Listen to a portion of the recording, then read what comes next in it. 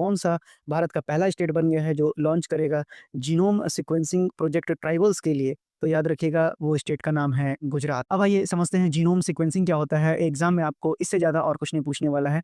आपसे पूछा जाएगा कि कौन सा पहला स्टेट है, जो कि मैंने आपको बता दिया। साथ ही साथ आपको एक और यहाँ पर सवाल बन सकता है। यहाँ पर सवाल बन सकता है कि इस प्रोजेक्ट को कौन लीड कर रहा है, तो इसका नाम भी आप अब याद कर लीजिए। तो इसका नाम है गुजरात बायोटेक्नोलॉजी रिसर्च सेंटर। मैं फिर से बता देता हूँ, गुजरात बायोटेक्नोलॉजी रिसर्च सेंटर के द्वारा ये लीड किया जा रहा है। अब आइए सबसे पहले इस न्यूज़ को पूरा समझेंगे, क्योंकि ये काफ़ी इंपॉर्टेंट है आपके एग्जाम के लिए।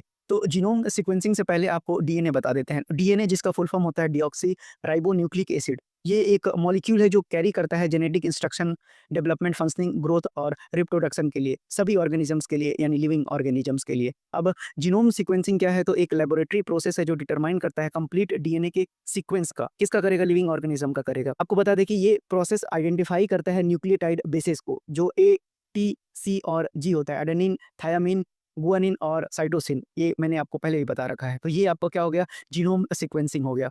अब हुआ क्या है? अब न्यूज़ इन ट्रांजैक्शन तो आपको पता चल गया। अब इसके बारे में पूरा डिटेल जानते हैं। अब ये प्रोजेक्ट है क्या? तो गुजरात सरकार ने एक special genome sequencing project launch किया है, जो सिर्फ ट्राइबल कम्युनिटीज़ के लिए है।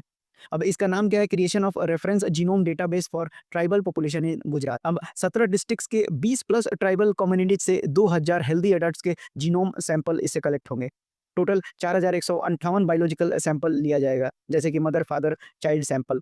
अब ये लॉन्च किसने किया? तो मैंने आपको बता दिया, गुजरात बायोटेक्नोलॉजी रिसर्च सेंटर ने किया है, और इसका अप्रूवल 2025-26 के बजट में मिला है।